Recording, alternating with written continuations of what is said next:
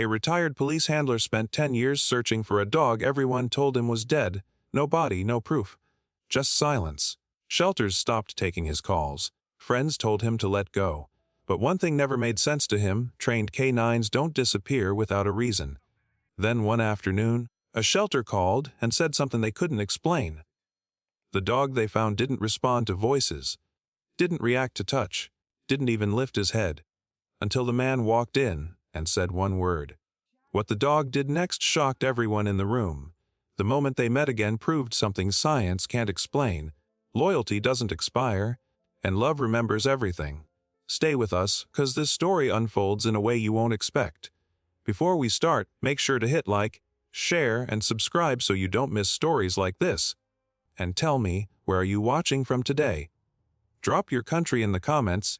I love seeing how far these moments travel. The morning arrived quietly, without urgency or demand. Daniel Harper moved through his small kitchen on habit alone, filling the kettle, measuring coffee, and turning on the television he never truly watched. The news played on mute, faces speaking words he could not hear, stories passing by without touching him. Retirement had slowed his life into repetition, each day blending into the next, empty but heavy. He sat at the table, hands wrapped around warmth, eyes fixed on the same object he had looked at every morning for 10 years. A faded poster lay there, edges worn thin, colors softened by time.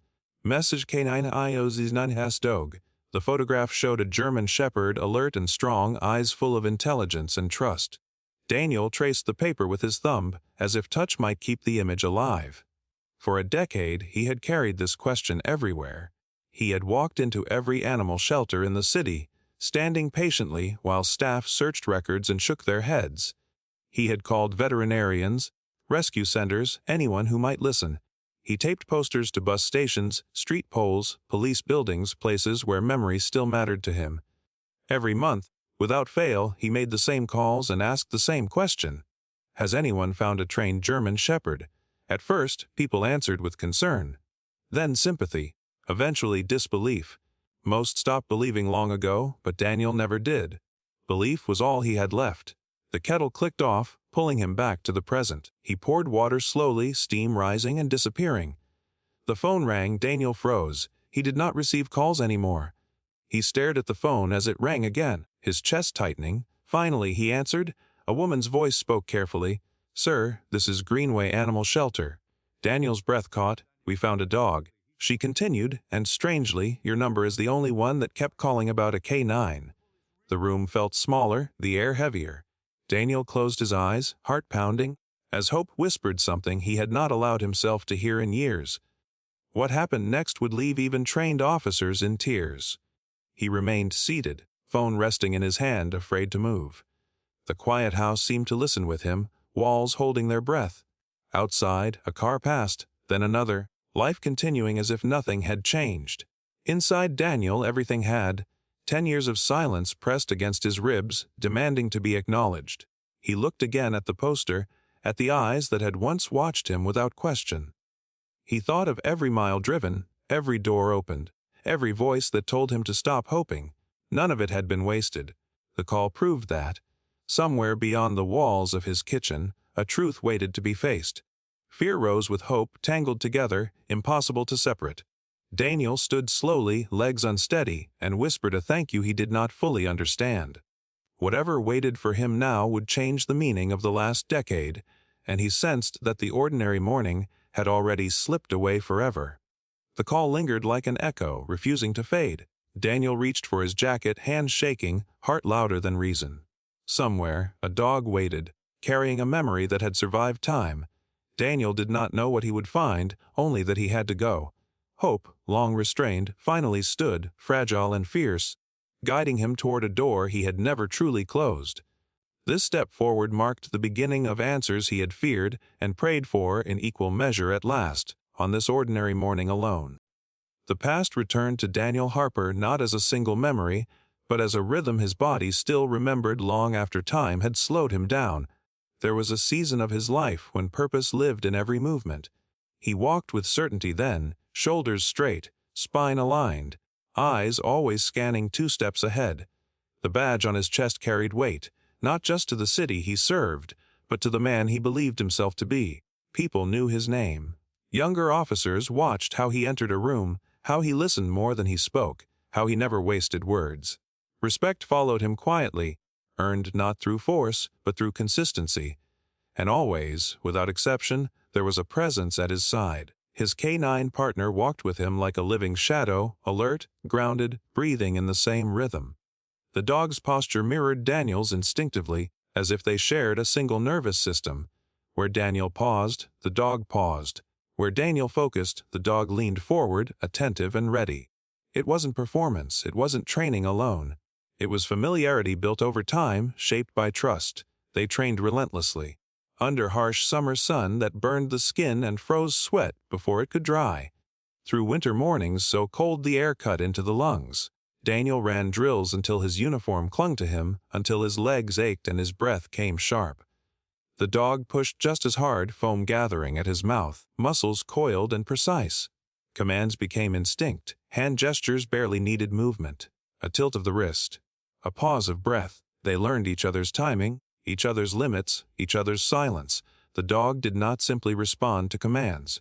He watched Daniel. Daniel noticed early on that the dog reacted fastest not to volume, but to intention. A raised voice did little, but a controlled exhale before a command, a breath grounded in certainty, changed everything. The dog responded to calm, to clarity, to the subtle signals others missed. Daniel began paying attention to the way his own body communicated before his mouth ever opened.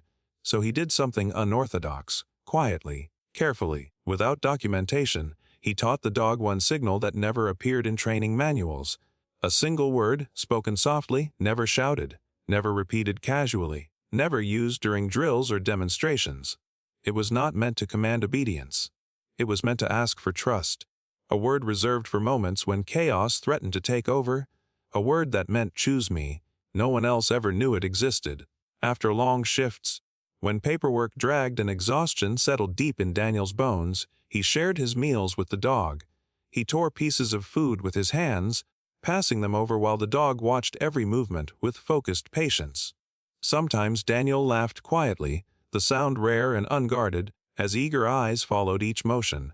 At 3 in the morning, they sat in the patrol car, engine idling, city asleep around them. Streetlights flickered in the distance. Buildings stood dark and silent. There was no radio chatter, no conversation to fill the space. Just the steady rise and fall of breath. The quiet comfort of not being alone in the dark. The dog was never equipment, never a tool. He was the one presence in Daniel's life that understood him without explanation. When Daniel was tense, the dog felt it immediately, muscles tightening, posture shifting, attention sharpening. When Daniel was calm, the dog rested easily, breath slow, eyes half-lidded. When fear crept close, subtle and unwelcome, the dog leaned forward without hesitation, ready and unafraid. Where others went home to families, to dinner tables and warm lights, these two returned to each other. The patrol car, the kennel, the quiet spaces between calls, those places became their home. The bond they built there carried them through nights Daniel never spoke about, through danger that tightened the chest and left hands shaking long after the moment passed, through scenes that stayed with him when sleep refused to come. There were moments when Daniel questioned how much longer he could keep doing the job. Moments when the weight of responsibility pressed too heavily against his ribs. Moments when doubt whispered that maybe he had given enough. The dog never questioned anything. He stayed. That constancy shaped Daniel more than he realized at the time. It steadied him, anchored him, gave him a sense of belonging nothing else ever quite managed to replace.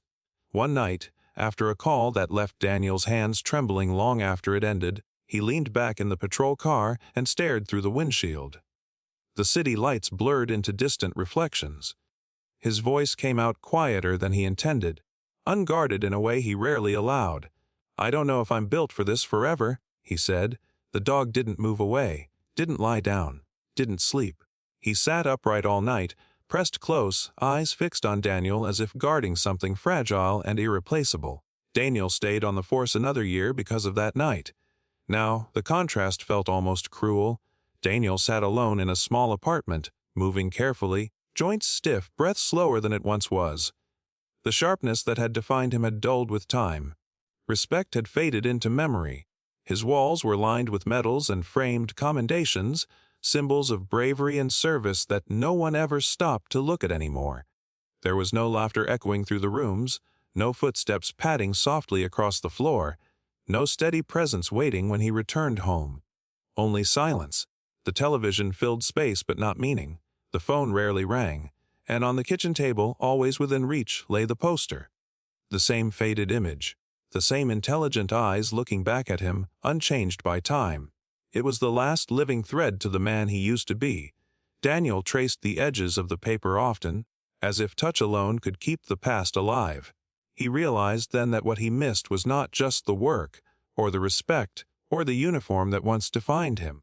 He missed being needed, he missed being understood, and in that quiet apartment, surrounded by reminders of a life that once mattered, only the poster listened without judgment, holding the echo of a bond that had shaped him, and the fragile hope that maybe, just maybe, it still did.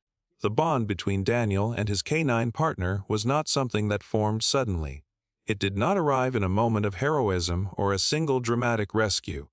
It grew slowly, quietly, through shared moments that never made reports or headlines, through hours that demanded patience more than bravery, and through nights where trust mattered more than orders. Long before Daniel trusted his own instincts, he trusted the dog's. The dog sensed danger before commands were spoken, before radios crackled to life, before fear had a name. It revealed itself in the smallest shifts, a change in posture, a hesitation that felt heavier than silence. Daniel learned to read those signals the way others read maps. Where most people saw stillness, Daniel saw warning. Where others heard nothing, Daniel felt urgency pressing against his chest. Stress showed itself in Daniel's shoulders, in the way his breathing shortened without him realizing it. The dog noticed every change. When Daniel was calm, the dog rested easily, muscles loose, eyes soft.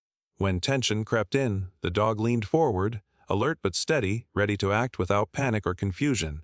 Silence never felt awkward between them. It felt understood. Fear never needed explaining. It was shared.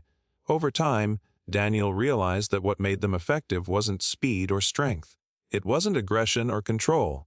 It was recognition, a quiet agreement to listen when the world urged them to rush, to pause when instinct screamed to move. One memory returned to Daniel often, sharper than the rest. It happened during a night raid that was supposed to be simple. The air was cold, biting through layers of fabric. Streets lay empty beneath dimmed lights, shadows stretching longer than they should have. Officers moved carefully, boots soft against pavement, radios whispering instructions that barely rose above breath. Everything followed the plan. Too perfectly. Daniel stepped forward, focus locked ahead, when something stopped him. It wasn't a sound. It wasn't movement. It was wrongness, thick and sudden, settling in his chest without explanation. Before he could raise a hand or speak a word, the dog froze beside him, perfectly still, muscles locked, breath held. In that instant, Daniel understood they were no longer following a plan. They were following trust. Seconds passed.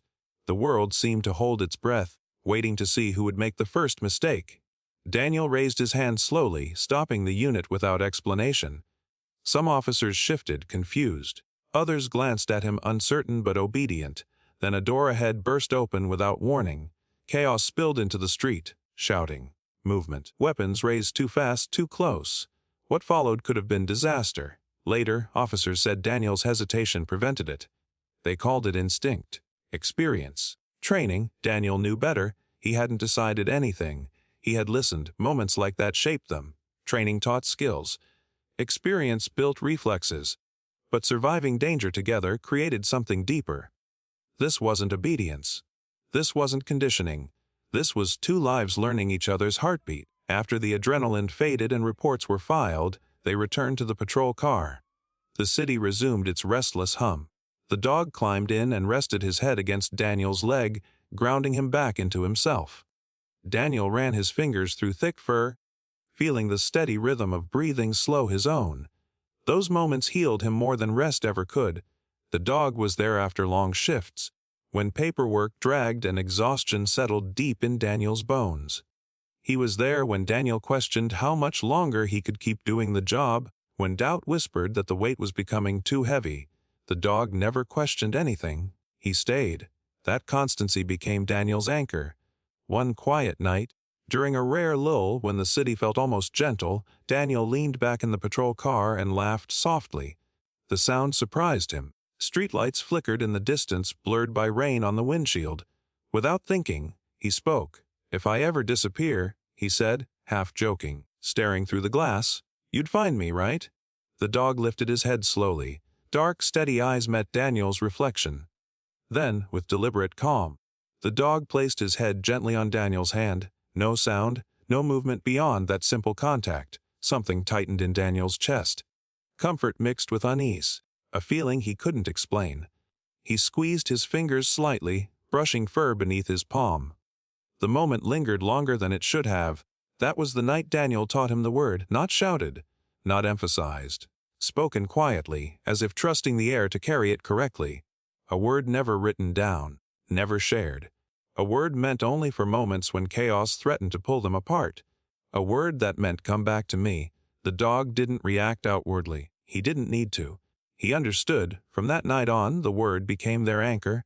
Used rarely, protected carefully. It wasn't a command. It was a reminder. A thread tying them together when the world grew loud and dangerous. Daniel didn't know why he felt compelled to create it.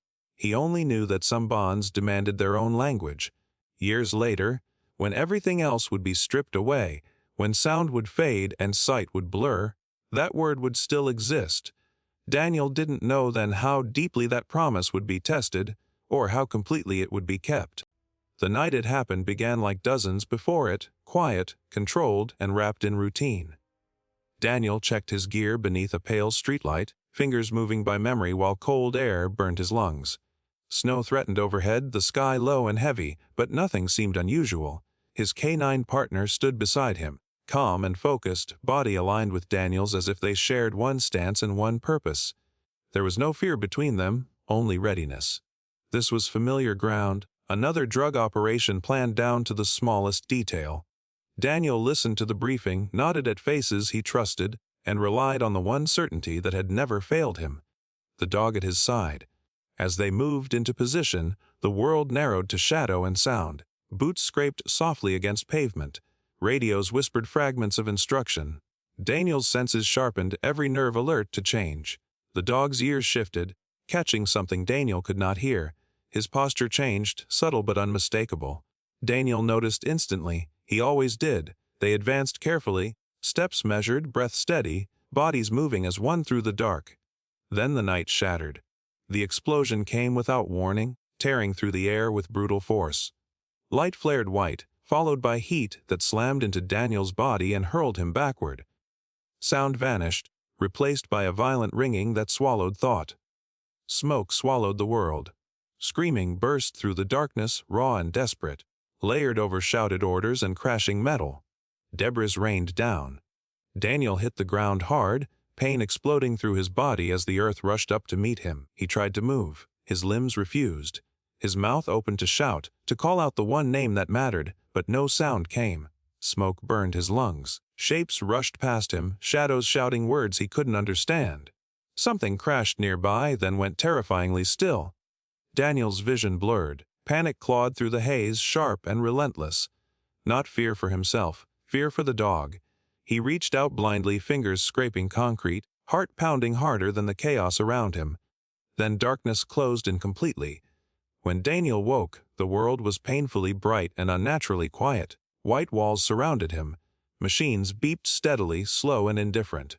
The sharp smell of antiseptic filled his nose. His body ached in places he couldn't yet understand, pain blooming as awareness returned. His head throbbed as fragments of memory forced their way back. Fire. Smoke. Noise. The dog, panic surged. He tried to sit up, pain slicing through him as alarms sounded and hands pressed him back down. A nurse spoke calmly, telling him to breathe, to stay still, to rest. Daniel barely heard her. His chest tightened as one thought took hold and refused to release him. "Where is my dog?" he asked, voice rough and urgent. The nurse hesitated, eyes flicking toward the door before she answered carefully. She told him to rest. Daniel shook his head weakly, fighting against the weight in his body. "My dog," he said again, louder now. "Where is he?" Hours later, after pain medication dulled his body but not his fear, An officer came to sit beside his bed. Daniel recognized him immediately, though his name refused to surface. The man's shoulders sagged with exhaustion, his uniform rumpled, eyes carrying something heavy and unresolved. He did not speak right away. That silence told Daniel everything. "We lost his trail," the officer said carefully, choosing each word. After the blast, a snowstorm moved in fast. Visibility dropped almost instantly. Search teams went out as soon as it was safe. Daniel's hands clenched against the sheets, knuckles white. "And?" he demanded. The officer swallowed. "We searched for days. Ground teams, dogs, everything we had. But the storm buried all traces." Daniel's breathing quickened, chest tightening with disbelief. "You didn't look long enough," he said, his voice breaking despite his effort to stay steady. The officer met his gaze, pain reflected there without defense. "We did everything we could, then do more," Daniel whispered fiercely, tears burning behind his eyes. Silence stretched between them, heavy and unforgiving, filled with everything neither could change. Finally, the officer spoke again, softer now, almost apologetic. "The case has been officially closed." The word struck harder than the explosion. Closed. As if a life could be filed away. As if loyalty could disappear beneath snow and paperwork. Daniel turned his face toward the wall, jaw clenched tight, tears slipping free despite his resolve. The department moved on. Reports were finalized, names were crossed off lists, procedures followed their course. But Daniel could not move on. When he was discharged from the hospital, body bruised and mind fractured, he refused to accept the conclusion. At first, he told himself the search would be temporary, that the dog would be found when the snow melted and the ground gave up its secrets. Days passed. Weeks followed, then months. Silence stretched endlessly, heavy and unanswered. Daniel began driving the routes they once patrolled together, eyes scanning ditches, tree lines, empty fields, places where hope might still hide. He stopped at shelters, kennels, farms, anywhere a dog might appear. He asked questions. He showed photos. He listened to sympathy and shook his head. When people told him the odds were impossible, he thanked them politely and kept searching. Friends urged him to rest. Fellow officers suggested he focus on healing and rebuilding his life. Daniel couldn't. Letting go felt like betrayal.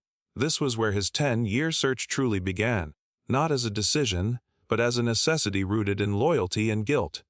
He replayed the explosion endlessly, wondering what he could have done differently, what sign he might have missed. He refused to believe the bond ended in smoke and snow. As long as there was no body, no proof, there was hope. The blast had taken his career, his sense of safety, and his peace. But it had not taken his faith. Daniel Harper had never abandoned his partner, and he never would. 10 years did not pass for the dog as numbers or seasons. They passed as survival. After the explosion and the storm that buried the ground in white silence, he did not understand that he was missing. He only knew Daniel was gone. The voice that had guided him. The hand that had protected him. The presence that had made the world feel safe. When he woke alone, injured and freezing, instinct took over. He searched through the snow, nose pressed to the ground. He limped across broken earth and frozen stones. He followed fading scent trails until nothing remained, until even memory felt thin and distant. That was when they found him. Not rescuers, not police, men who recognized him immediately. A trained K-9. They saw the discipline in his posture even through blood and exhaustion. They saw intelligence behind his tired eyes. They did not see loyalty. They saw profit. They took him. They kept him chained behind a warehouse that smelled of oil and rust and damp concrete. His wounds were stitched just enough to keep him alive, just enough to keep him useful. He was fed when he obeyed, beaten when he hesitated. At night he was forced to guard illegal shipments under harsh floodlights, standing alert the way Daniel had trained him, watching shadows move through the darkness. He did not know where Daniel was. He only knew he was not there. When they realized he would not turn savage for them, they sold him to something worse. The underground fighting pits. The first time they dragged him into the ring, the noise almost crushed him. Men shouted. Money slapped against palms. Metal gates rattled. Blood stained the floor. Another terrified dog was shoved toward him and the crowd waited for violence. But the dog did not attack. He turned and ran, straight toward the gate. The chain snapped tight against his collar as he slammed into the metal. Again, the crowd roared in shock. On the final hit, the lock broke, the gate burst open, chaos exploded. Dogs ran, men Febles overturned, sirens ripped through the night as police stormed the building. Later officers would say his training had not only saved him, it had exposed an entire criminal network. But the dog did not know that. He only knew he had to keep running. He escaped into the dark and collapsed miles away, bleeding and shaking, breath coming in painful gasps. A shelter found him days later. They gave him a temporary name, a temporary bed, a temporary life. Families tried to adopt him. He did not bite, he did not growl. He just waited, by doorways. By the places people left. They always brought him back. Years passed. He was hit by a car and left on the road. He starved in a kennel when no one noticed him. His vision faded, his hearing dulled. But memory never left him. Somewhere, Daniel was still alive. One rainy afternoon, Daniel stood outside a shelter pinning a faded Mrs. and K9 poster to a board. Inside, an old German shepherd suddenly barked, urgent and desperate. A worker frowned and said, "That's strange. He never reacts to anyone." Daniel paused, his chest tightening for no reason he could explain. But the rain kept falling and he didn't go inside. 20 feet. That was all that separated them. The dog barked once more and then went silent. Years passed. Eventually he was moved again, older and weaker, to the shelter that would finally make the call. Nearly blind, nearly deaf. His body had been broken by time, but his heart still remembered one thing: Daniel. The call did not come with celebration or certainty. It came with hesitation, carrying a weight that felt heavier than silence itself. Daniel Harper was halfway through another quiet afternoon when his phone vibrated against the wooden table. The sound startled him more than it should have. He almost ignored it. Years of unanswered calls had trained him not to hope too quickly. Unknown numbers had learned to disappoint him gently, leaving behind nothing but echoes of false possibility. He stared at the screen for several seconds, breathing slowly, steadying himself, before finally answering. "Mr. Harper?" "Yes. This is Greenway Animal Shelter." His chest tightened instantly, the way it always did when those words were spoken. He gripped the phone harder, as if letting go might make the voice disappear before it finished what it came to say. The woman on the other end spoke carefully, deliberately, each word measured with professional restraint and quiet concern. "We have a dog here," she continued, "and I need to be honest with you before you come." Daniel closed his eyes, bracing himself for the familiar ending. He had heard this tone before, sympathy wrapped in restraint. Hope softened in advance of disappointment. His body already prepared itself for loss, even as his heart resisted. "He's alive," she said, "but he isn't what he used to be." Silence stretched between them, thick and suffocating. Daniel felt his throat tighten, his heartbeat slow and heavy, like something sinking beneath deep water. Alive. The word echoed painfully, carrying both mercy and fear. "He doesn't respond to voices," she continued. "He barely reacts to touch. Our vet believes neurological trauma is involved. There are scars we can't explain. And," she hesitated, then continued more quietly, "there's something else." Daniel's fingers dug into the edge of the table until his knuckles whitened. His apartment felt smaller, the walls closing in as if they were listening. Every sound seemed amplified, every breath too loud. "There's a microchip," she said, "but it doesn't belong to the police department." The words landed wrong, sharp and disorienting. Daniel's breath caught in his chest, his mind struggling to process what she had just said. "What do you mean it doesn't belong to us?" he asked slowly, carefully. "It was altered," she replied, "re-registered under a private code. Someone tried to erase his past." The room tilted. Daniel felt it physically, like the ground beneath him had shifted without warning. For 10 years, he had lived inside uncertainty. He had told himself the same stories over and over to survive. Accidents happened. Storms erased trails, snow buried truth. Fate was cruel and random. Loss did not always come with answers. But this was different. This was not an accident. This meant someone had taken him. Someone had chosen to erase a working K9, not through chaos or chance, but deliberately. Methodically, with intention. The truth settled into Daniel's bones with a cold, spreading weight. His partner had not disappeared into the storm. He had not been claimed by the night or lost to circumstance. He had been removed, taken, hidden, stolen. Every unanswered call suddenly felt heavier. Every dismissed report echoed louder.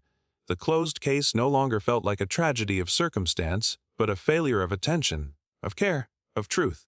The system he had trusted had stopped looking long before he did. "Do you still want to come?" The woman asked softly, her voice gentle now, almost apologetic, as if she already knew the answer. Daniel stood up so quickly his chair scraped loudly across the floor. His body moved before his mind caught up, driven by instinct older than reason. "I'll be there," he said. "I'm already on my way." The line went quiet, but Daniel barely noticed. He grabbed his jacket, his keys, his hands shaking despite his effort to control them. As he stepped outside, the air felt sharper, colder, even though the day was mild. His heart pounded with something unfamiliar. Not just hope, anger. As he drove, memories collided violently with rage. The explosion, the smoke, the silence that followed, the hospital lights, the officer who couldn't meet his eyes, the words, "case closed," delivered like a mercy rather than a sentence. All the times he was told to let go, to accept the inevitable, to stop reopening wounds that would never heal. Someone hadn't just taken his dog, they had taken 10 years of his life, 10 years of waiting, searching, doubting himself, questioning his sanity while others moved on. 10 years of being told loyalty was denial and faith without proof was weakness. They had allowed him to believe hope was foolish. Daniel's grip tightened on the steering wheel, jaw clenched, vision focused straight ahead, and then he realized something else, something darker than anger, something that settled deeper than grief. If the dog was alive, if the microchip had been altered, then someone had known exactly what they were doing. Someone had seen the scars, the training, the discipline, and decided to erase it. To turn a partner into property. To turn loyalty into something disposable. Which meant this was not over, not by a long shot. The shelter appeared ahead, an unremarkable building that suddenly felt like the center of the world. Daniel slowed the car, his breathing uneven, his chest tight with anticipation and dread intertwined like wires pulling against each other. Whatever waited inside would change everything. 10 years of silence were about to be answered. And Daniel knew, with a certainty that settled deep in his chest, that this reunion would not bring closure. It would bring truth. Daniel stepped through the shelter doors with a breath he had been holding for 10 years. The air smelled of disinfectant and damp fur, but beneath it was something else, something old and familiar, a trace of memory he could not explain. His boots echoed softly against the tiled floor as a young volunteer led him down a narrow hallway. Every step felt heavier than the last, as if time itself were resisting what was about to happen. At the end of the corridor was a small room with a single glass window and a quiet inside that felt almost sacred. Inside that room lay a dog on a padded mat. He was thinner than the photograph on the faded poster, his once powerful frame softened by age and scars. His fur was patchy in places, silvered around the muzzle, one eye clouded, the other barely open. He did not lift his head when Daniel entered. He did not twitch. To anyone else, he would have looked like a tired animal at the end of his strength. To Daniel, he was still everything. For a moment Daniel could not move. The sight of him struck harder than any blow. 10 years of imagining had not prepared him for the quiet reality of survival. He had pictured reunion as movement, as recognition, as joy bursting into life. Instead, he found stillness, fragile, trembling stillness. His throat closed, and he had to force air back into his lungs. He took one slow step forward, then another. The volunteer watched from the doorway, holding her breath. Daniel stopped a few feet away from the mat. He knelt down, careful not to startle the dog, though the dog did not seem aware of anything at all. His hands hovered uselessly in the air. He was suddenly afraid of touching him, afraid of breaking something that had barely endured. "Hey," Daniel whispered, his voice barely a sound. There was no response. The dog's chest rose and fell slowly, a quiet, steady rhythm. Daniel closed his eyes. He felt foolish, small, like a man standing before a miracle he did not know how to receive. Then he remembered the word. The one that had never been spoken in public. The one that lived only between them, protected from time and noise and loss. He leaned closer, his lips near the dog's ear, and spoke it softly. For a heartbeat, nothing happened. Then the dog's ear twitched. Daniel's breath caught. He did not move. He did not speak again. He waited. The dog's breathing changed. It grew uneven, as if something deep inside him had stirred from a long sleep. Slowly, painfully, his head shifted. His cloudy eye rolled, searching. His nose lifted, drawing in the air. A low sound escaped his throat, not a bark, not a growl, but something that lived between memory and need. "Good boy," Daniel whispered, tears sliding down his face. "It's me." The dog's body trembled. His front paw moved, inching forward across the mat. Then, with a strength that surprised everyone watching, he tried to stand. His legs shook violently, barely able to support him. But he did not stop. He pushed himself up, guided by something stronger than muscle. He took one step. Then another. When he reached Daniel, he pressed his head against Daniel's chest, the way he had done 1,000 times before in patrol cars and quiet nights. Daniel wrapped his arms around him, holding him as if the world might try to steal him away again. He sobbed openly, his face buried in worn fur, breathing in the scent of a life he had never stopped loving. Around them, the room dissolved. There were no walls, no years, no loss. Only two beings who had found each other again against every impossible odds. The dog let out a soft, broken whine, the sound of something finally coming home. His tail thumped weakly against the mat. Daniel laughed through tears, the sound raw and unguarded, a sound that had not lived in him for a decade. "I've got you," he whispered. "I've got you now." Minutes passed before anyone dared to interrupt. The volunteer wiped her eyes and quietly stepped out, giving them privacy they had waited 10 years to earn. In that small room, time no longer mattered. Healing had begun the moment the word was spoken. Later, when Daniel finally sat back on his heels, the dog rested his head on Daniel's knee, eyes half closed but peaceful. The past was still there. The scars were still real. The pain of what had been taken would never vanish completely. But something else had returned too: trust. Daniel stroked his partner's fur gently, feeling the warmth, the life, the quiet miracle of survival. "We're going to be okay," he said softly, though he wasn't sure who he was comforting more. Outside, the world continued its endless motion. Cars passed, phones rang. People hurried through their days, unaware that something extraordinary had just happened in a small shelter room. Two lives that had been torn apart by violence and silence had found their way back to each other. The dog sighed, a long, contented breath, and leaned closer. Daniel smiled, a real smile, the kind that comes only when something broken begins to mend. For the first time in 10 years, neither of them was waiting anymore. Hope was no longer a question mark hanging in the air, it was a living thing between them, breathing and warm.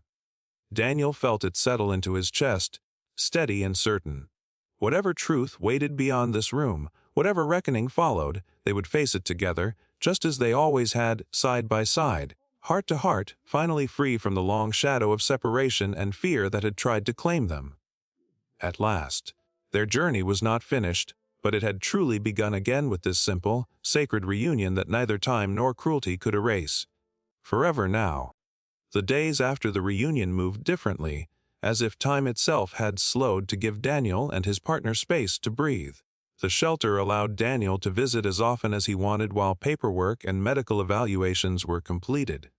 Each morning he returned, sitting beside the padded mat, speaking softly, letting his presence become familiar again. The dog did not move much at first. He slept often, waking only to press his head against Daniel's hand, grounding himself in the one thing that had never changed. The veterinarians worked carefully, documenting scars, neurological damage, and old injuries that told a story far darker than anyone had expected. Burn marks, healed fractures, signs of long-term neglect and trauma. Every mark was proof of what Daniel already knew in his bones. His partner had not been lost, he had been used. One afternoon, a woman from animal control arrived with a small device in her hand. It was the microchip scanner. She explained that the altered chip could still be traced if they went deep enough. Someone had tried to erase the original registration, but mistakes had been made. Digital records left trails, just like footprints in snow. Daniel watched her work, heart pounding with something between dread and determination. When the results came back, they were not just names and numbers. They were evidence. The chip had been rerouted through a private veterinary network connected to underground animal trading. Dogs trained for security, protection, or fighting were often stolen, re-registered, and sold for profit. His K9 had been moved through at least 3 illegal facilities before disappearing into the system. Daniel closed his eyes when he heard it. The truth hurt more than uncertainty ever had, but it also brought something he had not felt in 10 years: clarity. Police were notified. Investigators began quietly reopening files, connecting this new evidence to unsolved cases and missing working dogs. What had happened to Daniel's partner was not rare. It was part of something bigger, something ugly, and for the first time since the explosion, Daniel was no longer alone in the fight. Yet even as the world outside started to move again, Daniel stayed focused on what mattered most. Each day, his dog grew a little stronger. He began responding to Daniel's voice not with perfect clarity, but with recognition.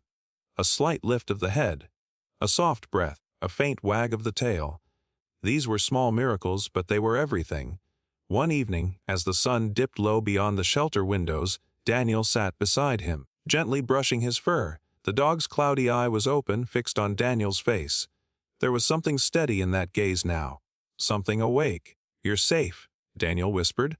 "No one's taking you again." The dog let out a soft sound, not quite a bark, but close. Daniel smiled through the familiar ache in his chest. Weeks passed. The shelter approved the adoption without hesitation. No one argued that this dog belonged anywhere else. On the day Daniel finally signed the papers, his hands trembled as he wrote his name. He had signed many documents in his life. Warrants, retirement forms. None had ever meant as much as this. When they left together, the air outside felt brighter. Daniel held the leash gently as if afraid the moment might shatter if he pulled too hard. The dog walked slowly, unsteady but determined, staying close to Daniel's side like he always had. Home felt strange at first. The apartment was quiet, unfamiliar to the dog, and heavy with years of loneliness. But Daniel made space. He laid out a soft bed, set bowls near the kitchen, opened the windows so sunlight could reach the floor. Slowly, the apartment began to change. It was no longer a place of waiting.